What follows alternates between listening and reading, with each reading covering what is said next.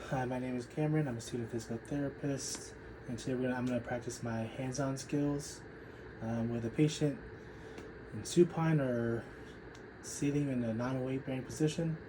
We can perform the windlass test.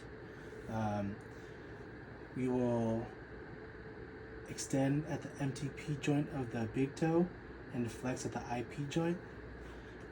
With the reproduction of symptoms, we can rule in plantar fasciitis. With a patient in supine or sitting, we can perform the squeeze test. We will squeeze the distal part of the metatarsals. A positive test is the reproduction of nerves in the forefoot between the second and third, or the third and fourth region of the metatarsals.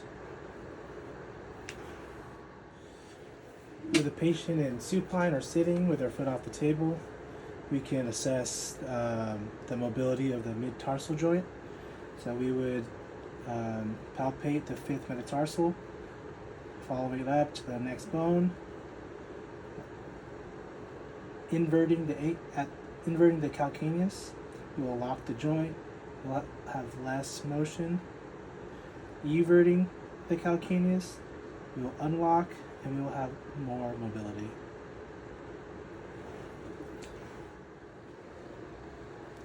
With a patient in supine or sitting, with their foot off the table, we can assess the longitudinal mid-tarsal joint. With one hand, we're going to grab the midfoot with the golf grip. With the other hand, we're going to grab calcaneus. Everting, we are going to lock it, and we're going to have assess the pronation and supination. And then inverting the calcaneus, we're going to also assess pronation and supination.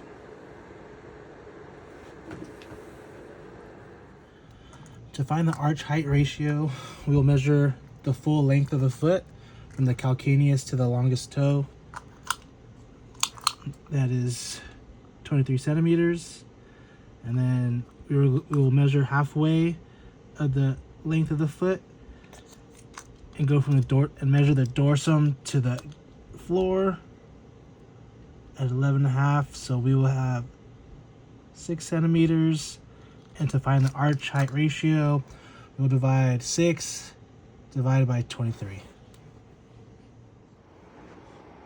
With a patient in prone, we can perform the varus and valgus forefoot assessment.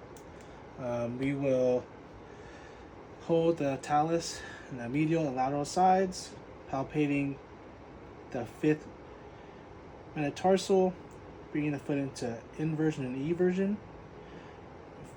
We'll find where it is congruent with the mortise. We'll bring the foot into dorsiflexion. Hold there, and we can use two pens, one at the heel and one at the forefoot. We can see if the foot is in varus or valgus, and we have slight varus.